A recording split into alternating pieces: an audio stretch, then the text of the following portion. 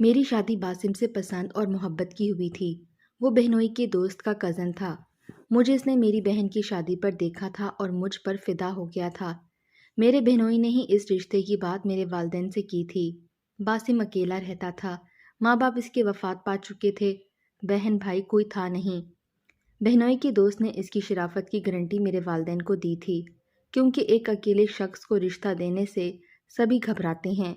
وہ جس آفس میں کام کرتا تھا وہاں بھی سب نے اس کی شرافت اور محنتی ہونے کی گواہی دی تھی۔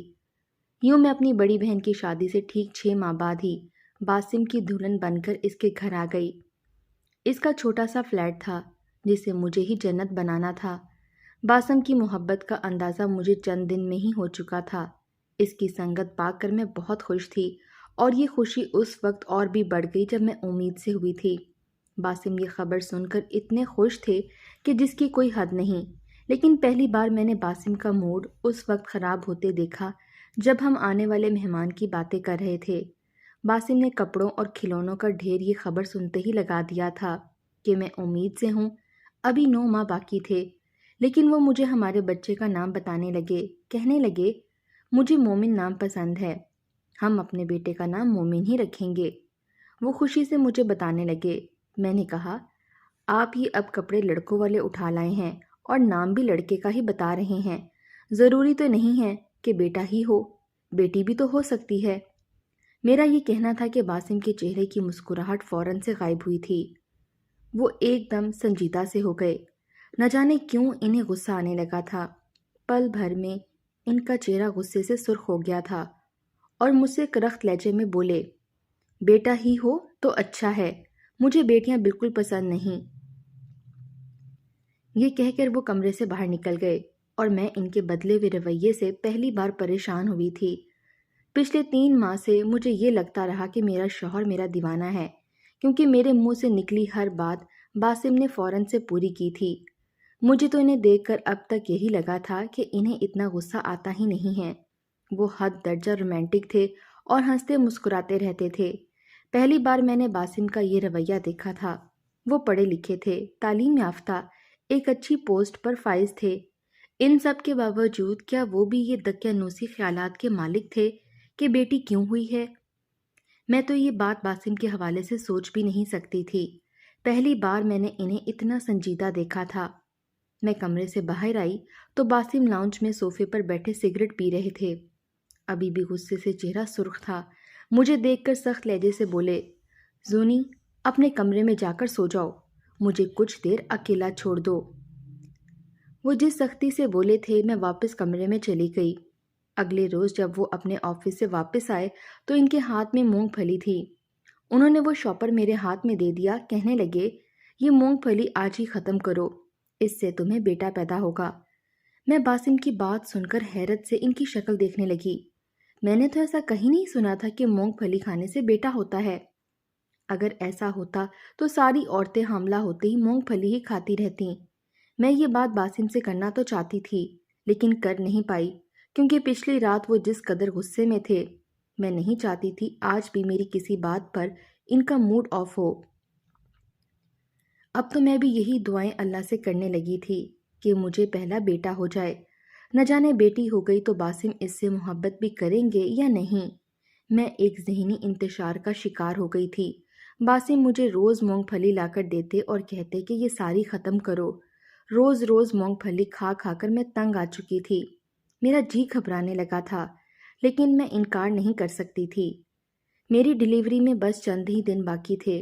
جب میں ڈاکٹر کے پاس چیک اپ کے لیے گئی، وہاں مجھ سے پہلے ایک اور لڑکی لیڈی ڈاکٹر کے کلینک میں ڈاکٹر کے سامنے بیٹھی تھی۔ کہہ رہی تھی، آپ میری بات مان لیں، میرے شوہر کو اس بات سے کوئی اعتراض نہیں ہے، انہیں بیٹیوں سے نفرت ہے، اور میں الٹرا ساؤنڈ کروا چکی ہوں، میری بیٹی ہی ہے، بس آپ میرا حمل ضائع کر دیں۔ وہ ڈاکٹر شاید اس بات پر راضی نہ تھی۔ جو کچھ وہ عورت اس ڈاکٹر سے کہہ رہی تھی، لیڈی ڈاکٹر نے کہا کہ وہ ابھی واپس چلی جائے، کل آئے تو وہ بات کرے گی۔ باسم میرے ساتھ ہی کھڑے تھے۔ جیسے ہی وہ لڑکی پلٹی، باسم کو دیکھ کر دنگ سی رہ گئی تھی۔ مجھے اس لڑکی کو دیکھ کر یہ محسوس ہوا جیسے وہ باسم کو جانتی تھی۔ میری نظریں باسم کی جانب اٹھیں تو وہ بڑے غصے سے اس لڑکی کو دیکھ رہے تھے۔ وہ لڑکی باسم کی نظروں سے گڑبڑا سی گئی تھی۔ جلدی سے اپنی رپورٹس پکڑ کر ڈاکٹر کے کمرے سے باہر نکل گئی۔ گھر واپس آ کر جب میں نے اس لڑکی کے متعلق باسم سے بات کی تو ان کے چہرے کے تاثرات بدلنے لگے تھے۔ کہنے لگے میں کسی لڑکی کو نہیں جانتا۔ میں نے کہا وہ آپ کی طرف کیوں یوں دیکھ رہی تھی جیسے آپ کو جانتی ہو؟ میری بات پر وہ کہنے لگے ایسا کچھ نہیں ہے، تمہیں وہم ہو گیا ہے۔ یہ بات کہہ کر وہ سونے کے لیے لیٹ گئے۔ چند دن بعد ہی میں نے ایک بیٹی کو جنم دیا تھا۔ جب مجھے یہ بات معلوم ہوئی تو میں بہت ڈر گئی تھی کہ نہ جانے باسم کا رویہ میرے ساتھ کیسا ہوگا، لیکن مجھے بہت حیرت ہوئی جب باسم نے اپنی بیٹی کو گود میں بھر کر اس کی پیشانی پر بوسہ کیا، اس کے کان میں اذان بھی دی اور پیار بھی کرنے لگے۔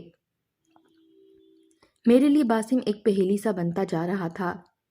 پہلے بیٹی کے نام پر وہ ایسے چڑھنے لگا تھا جیسے بیٹی ہو گئی تو دیکھے گا بھی نہیں۔ میں بہت مطمئن سی ہو گئی۔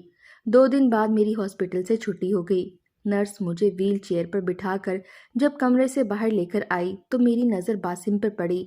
وہ اسی لڑکی کے ساتھ تلخ کلامی کرتے مجھے اتنے فاصلے پر نظر آئے۔ مجھے ان کی آوازیں تو نہیں آ رہی تھیں، لیکن دیکھ کر یہ لگ رہا تھا کہ وہ دونوں کسی بات پر بحث کر رہے ہیں۔ مجھے یہ دیکھ کر ایک حیرت کا جھٹکا سا لگا تھا کہ جب باسم اس لڑکی کو جانتے تھے تو مجھ سے جھوٹ کیوں بولا؟ اور جس طرح سے وہ اس سے تلخ کلامی کر رہے تھے یہ نہیں لگ رہا تھا کہ ان کی جان پہچان رسمی سی ہو۔ لگتا تھا وہ دونوں ایک دوسرے کو اچھی طرح سے جانتے ہوں۔ اس لڑکی سے بحث کرتے ہوئے جب باسم کی نظر مجھ پر پڑی تو ان کا رنگ پھیکا پڑ گیا تھا۔ انہوں نے ہاتھ کے اشارے سے اس لڑکی کو چپ کر جانے کو کہا جو کہ اب رونے لگی تھی، اور اسے وہیں چھوڑ کر میرے پاس آ گئے۔ نرس کے ہاتھ سے میری ویل چیئر پکڑی اور مجھے ہاسپٹل سے باہر لے گئے۔ گاڑی میں بیٹھنے میں میری مدد بھی کی۔ میرا ذہن تو بس اس لڑکی پر اٹک گیا تھا۔ کون تھی وہ اور باسم اس سے کیوں جھگڑ رہے تھے؟ میں نے باسم سے کوئی سوال نہیں کیا تھا، لیکن وہ خود سے کہنے لگے کہ عجیب پاگل لڑکی تھی۔ میں ریسیپشنر سے بل بنوا رہا تھا کہ مجھے دھکا دے کر خود وہاں کھڑی ہو گئی۔ کہنے لگی پہلے میرا بل بنا دے، مجھے ذرا جلدی ہے۔ بس مجھے بھی اس جاہل گوار لڑکی پر غصہ آ گیا، اس لیے اسے بحث شروع ہو گئی۔ باسم خود ہی مجھے وضاحتیں دے رہے تھے۔ میں نے کچھ نہ کہا۔ میں خود کو بہلانے لگی کہ یہی بات ہوئی ہوگی، لیکن دل اندر سے میرا بے چین سا ہونے لگا تھا کہ اگر یہ سچ بھی ہے تو لڑکی رو کیوں رہی تھی؟ گھر جا کر کچھ دن تو میں چپ رہی، لیکن مومنا بہت ضدی بچی تھی، بات بات پر روتی رہتی تھی۔ اس لیے بیٹی کی پرورش میں اس بات کو بالکل فراموش کر گئی تھی۔ باسم بھی مومنا سے بہت پیار کرتے تھے۔ مومنا 1 سال کی ہوئی تھی کہ میں پھر سے امید سے ہو گئی۔ اس بار بھی میرا شوہر میرے لیے اس سے بھی ڈبل مونگ پھلی اٹھا کر لے آئے اور کہنے لگے یہ ساری آج ہی ختم کرو، اس بار ضرور بیٹا پیدا ہوگا۔ اس بار مجھے مونگ پھلی کا ذائقہ کچھ ترش سا لگا تھا، جسے میں نے پہلے دانہ منہ میں ڈالتے ہی تھوک دیا تھا۔ میں نے کہا یہ کھٹی ہے۔ وہ کہنے لگے تم بہانے مت بناؤ اور اسے پورا ختم کرو۔ پہلی بار تو میں نے بیٹی پر صبر کر لیا تھا، لیکن آئندہ نہیں کروں گا۔ ایک عجیب سی بات تھی، میں نے بامشکل ہی وہ مونگ پھلی ختم کی تھی۔ مجھے ابھی تک یہ بات سمجھ نہیں آئی تھی کہ مونگ پھلی مجھے میرا شوہر کیوں کھلاتا ہے، اور اس بار تو وہ مونگ پھلی تھی بھی بد ذائقہ۔ اس لیے میں سوچ چکی تھی کہ میں اب کسی بھی بہانے سے وہ مونگ پھلی پھینک دیا کروں گی، لیکن مصیبت یہ تھی کہ پھینکتی کب اور کیسے؟ وہ مجھے اپنے سامنے بٹھا کر وہ مونگ پھلی کھلاتا تھا، اور جب تک میں ایک ایک دانہ نہ کھا لیتی وہ میری جان نہیں چھوڑتا تھا۔ ایک بار جیسے ہی میرا شوہر آیا، میں نے اسے وہ شاپر لے کر کچن میں رکھ دیا اور خود رات کا کھانا گرم کرنے لگی۔ میں نے کہا نہ جانے کیا عذاب ہے یہ مونگ پھلی جو میرا شوہر میرے لیے روز ہی لے آتا ہے۔ کھانے کے بعد میرے شوہر نے مجھ سے کہا کہ جاؤ اور جا کر وہ مونگ پھلی لے کر آؤ اور میرے سامنے بیٹھ کر کھاؤ۔ عجیب بات یہ تھی کہ میرا شوہر نے آج تک اس مونگ پھلی کا ایک دانہ بھی نہیں کھایا تھا۔ میں کبھی کہہ بھی دیتی کہ آپ بھی کھاؤ تو وہ انکار کر دیتے، لیکن جیسے ہی میں انکار کرتی تو ایک طوفان سا اٹھا لیتے۔ اب بھی یہی ہوا تھا۔ میں نے جان بوجھ کر کچن میں ادھر ادھر دیکھا اور کہا کہ نہ جانے میں نے مونگ پھلی کہاں رکھ دی ہے۔ میری بات سن کر تو ان کی رنگت ہی اڑ گئی تھی۔ کہنے لگے تم اتنی لاپرواہ کیوں ہو؟ وہ خود اٹھے اور کچن میں مونگ پھلی ڈھونڈنے لگے۔ 1 گھنٹے تک وہ مونگ پھلی ڈھونڈنے میں کامیاب بھی ہو گئے تھے۔ پورے کچن کے دراز کا سامان انہوں نے شیلف پر رکھ دیا تھا۔ میری مونگ پھلی نہ کھانے کی یہ کوشش بھی ناکام ہو چکی تھی۔ پورے 9 ماہ میں نے مونگ پھلی کھائی تھی، پھر سے بیٹی ہو گئی۔ اس بار تو میں پریشان سی ہو گئی تھی کہ شاید اس بار وہ کچھ غلط نہ کہہ دیں، لیکن انہوں نے کچھ نہیں کہا۔ اب تو میرے سر پر ڈبل ذمہ داری پڑ چکی تھی، لیکن میری دوسری بیٹی تو ابھی 2 ماہ کی ہی تھی کہ میرے شوہر نے پھر سے مجھے حاملہ کر دیا۔ کہنے لگا جب تک کہ مجھے ایک بیٹا پیدا کر کے نہیں دے دیتی، میں تمہیں ہر سال حاملہ کرتا رہوں گا۔ مجھے اپنے شوہر کی یہ ضد سمجھ نہیں آ رہی تھی۔ اس بار میں بہت کمزور بھی ہو چکی تھی، مجھ سے گھر کے کام بھی اتنی خوش اسلوبی سے نہیں ہوتے تھے جیسے میں پہلے سر انجام دیتی تھی۔ اس بار بھی میرے شوہر نے مجھے مونگ پھلی خوب کھلائی۔ میں نے اس بار انکار کر دیا کہ مجھے نہیں کھانی، میں تنگ آ چکی ہوں یہ کھا کھا کر۔ مجھے نہیں پتا تھا کہ میرا انکار مجھے کہیں کا نہیں چھوڑے گا۔ میرے شوہر نے مجھے کھینچ کر تھپڑ منہ پر مارا، کہنے لگے تم نے پہلے بھی دل سے یہ مونگ پھلی نہیں کھائی ورنہ بیٹا ہو چکا ہوتا۔ نہ جانے یہ خناس میرے شوہر کے دل میں یہ کیسے بھرا تھا۔ پچھلے 5 سالوں سے وہ مجھے مونگ پھلی کھلا رہا تھا اور ہر سال ہی مجھے بیٹی پیدا ہوتی تھی۔ میں 4 بیٹیوں کی ماں بن چکی تھی اور 5ویں بار امید سے تھی۔ مجھے یہ بات بھی سمجھ نہیں آتی تھی کہ پورے 9 ماہ میرا شوہر مجھے اس ذہنی اذیت میں مبتلا رکھتا کہ اسے بیٹی نہیں چاہیے، اور جیسے ہی بیٹی ہوتی بے حد خوشی کا اظہار کرتا۔ میرے سامنے وہ بچیوں کو بہت پیار بھی کرتا تھا، حالانکہ میری بڑی بیٹی اب اپنے والد کے چھوٹے موٹے کام کر دیا کرتی تھی اور بدلے میں وہ اس کے ہاتھ چومنے لگتا، لیکن میری بیٹی اس سے کترانے لگتی تھی۔ جب بھی میرا شوہر آفس سے گھر آتا تو بچیاں اسے گھبراتی تھیں۔ جب میں وجہ بچیوں سے پوچھتی تو وہ خوف سے نفی میں سر ہلانے لگتیں۔ مجھے لگتا تھا جیسے وہ مجھے ہراساں کرتا ہے، ایسے ہی بچیوں کو بھی کرتا ہوگا۔ گھر کا کچھ راشن ختم ہو چکا تھا، اس لیے ایک بار میں بچوں کی ضرورت کا سامان لینے بازار گئی اور بچوں کو گھر چھوڑ کر دروازہ لاک کر دیا۔ میں دال چاول اور دیگر اشیاء لے رہی تھی کہ میں نے اسی لڑکی کو وہاں دیکھا۔ اس بار وہ مجھے پریگننٹ لگ رہی تھی۔ وہ ایک پنسار کی دکان پر کھڑی اس سے مونگ پھلی مانگ رہی تھی۔ میں اس کے پاس جا کر کھڑی ہو گئی۔ وہ دکاندار کہنے لگا کہ باجی جی، آپ روز یہاں سے اتنی ساری مونگ پھلی لے کر جاتی ہیں، روز اس کا کرتی کیا ہیں؟ وہ بزار سی شکل بنا کر بولی کہ کھاتی ہوں۔ یہ سن کر دکاندار کے ساتھ مجھے بھی حیرت ہوئی تھی، کیونکہ وہ مونگ پھلی کوئی 1.5 کلو سے بھی زیادہ لگ رہی تھی۔ وہ دکاندار کہتا اتنی ساری مونگ پھلی آپ روز کھاتی ہیں؟ دکاندار نے حیرت کا اظہار کیا تھا۔ وہ کہنے لگی میرا شوہر کہتا ہے کہ مونگ پھلی روز کھانے سے بیٹا ہوگا۔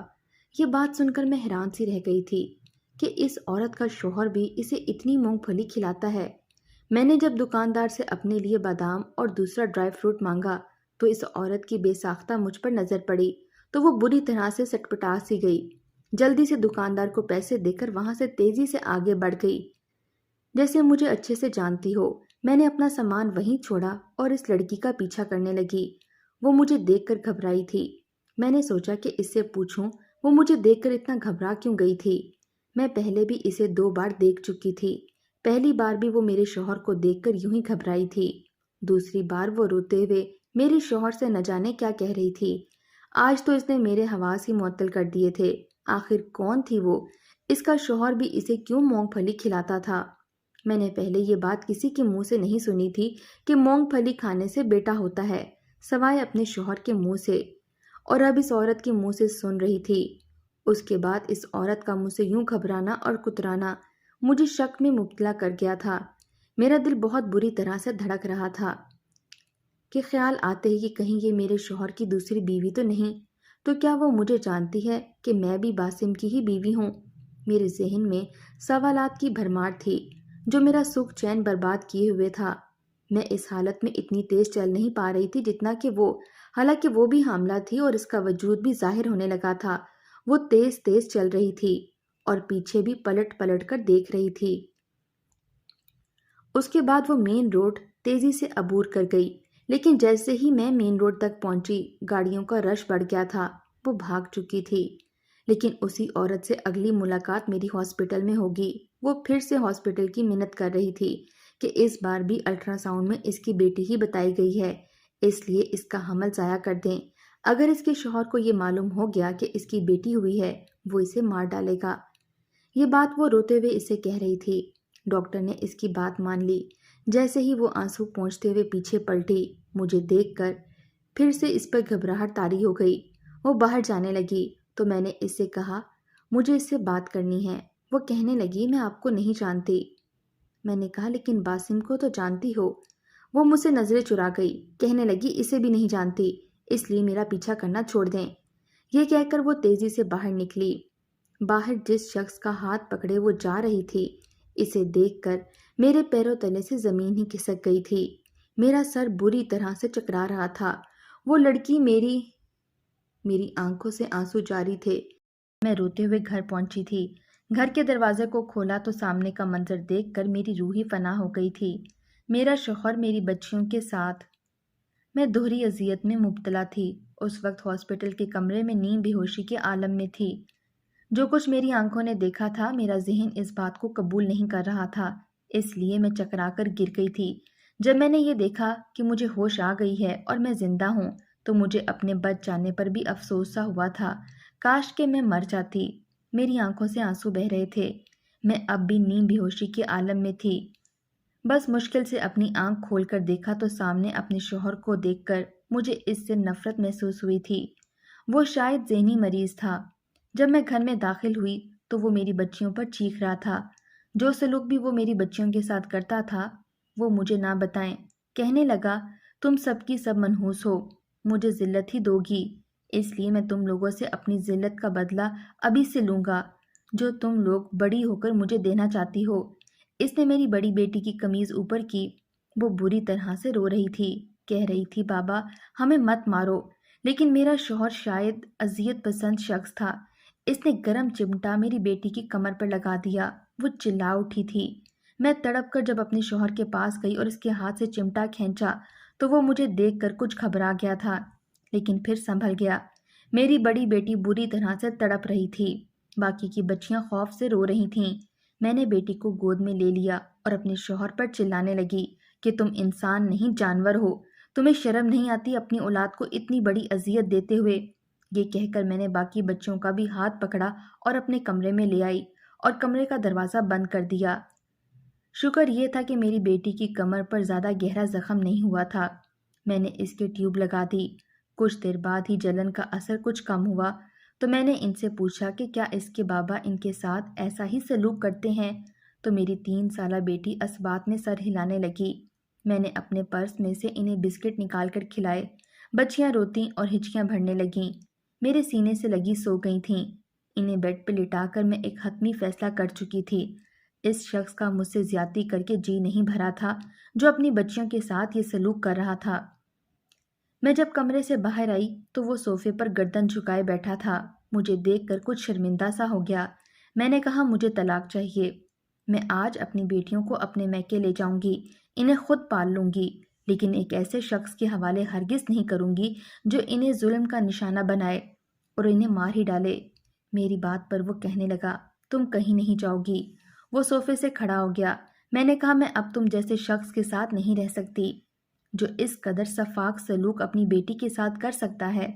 وہ کہنے لگا میں تم سے بہت محبت کرتا ہوں، مجھے بیٹیوں سے سخت نفرت ہے، لیکن میں نے صرف انہیں تمہاری وجہ سے قبول کیا تھا کہ کہیں تم مجھے چھوڑ کر نہ چلی جاؤ۔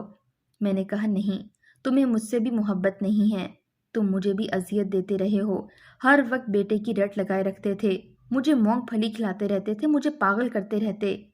میں جیسے ہی اپنے موبائل سے اپنے بھائی کو کال کرنے لگی تو باسم مجھ سے فون چھیننے لگے۔ اس چکر میں ان کے بے ساختہ دھکے پر میں دیوار سے جا لگی تھی اور وہیں بے ہوش ہو گئی۔ ہاسپٹل میں اسے اپنے سامنے دیکھ کر میں نے اپنا رخ بدل لیا۔ وہ میرے سامنے ہاتھ جوڑ کر رونے لگا کہ آئندہ وہ ایسا نہیں کرے گا۔ پھر مجھ سے کہنے لگا کہ اسے بیٹیوں سے نفرت نہیں ہے، اس لیے جب بھی بیٹی ہوتی تھی وہ خوشی کا اظہار کرتا تھا، لیکن جب اسے یہ یاد آنے لگا کہ ایک بیٹی نے اس کے ساتھ کیا کیا ہے وہ پاگل ہونے لگتا تھا۔ اس نے مجھے بتایا کہ وہ اکلوتا نہیں، اس کی ایک بہن بھی ہے جس پر اسے اور اس کے والدین کو بہت محبت اور اعتماد تھا، لیکن وہ کسی لڑکے کی 4 دن کی محبت دیکھ کر گھر سے بھاگ گئی۔ پھر وہ مجھے بتانے لگا جو لڑکی مجھے ہاسپٹل میں ملی تھی وہ اس کی بہن تھی۔ وہ شخص جو اسے اپنے ساتھ لے کر بھاگا تھا وہ اس کی بہن سے ناجائز کام کرواتا تھا، اور جب یہ بات باسم کے ذہن میں آتی تو وہ پاگل ہونے لگتا، اسے بیٹیوں سے نفرت ہونے لگتی۔ وہ عورت جو مجھے ہاسپٹل میں نظر آئی تھی وہ میرے بہنوئی کے ساتھ تھی۔ جب میں نے اپنی بہن سے بہنوئی کے بارے میں پوچھا تو وہ کہنے لگی، وہ شخص عیاش قسم کا ہے، دوسری عورتوں کے ساتھ وہ بدکاری بھی کرتا ہے۔ وہ میری نند کو بھی اسی سلسلے میں مری لے کر گیا تھا۔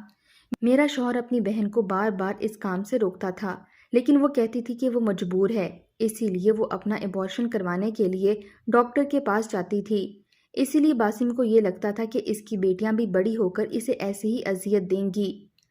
ساری حقیقت جان کر میں چپ ہو گئی۔ باسم نے مجھ سے وعدہ کر لیا تھا کہ آئندہ وہ ایسا نہیں کرے گا۔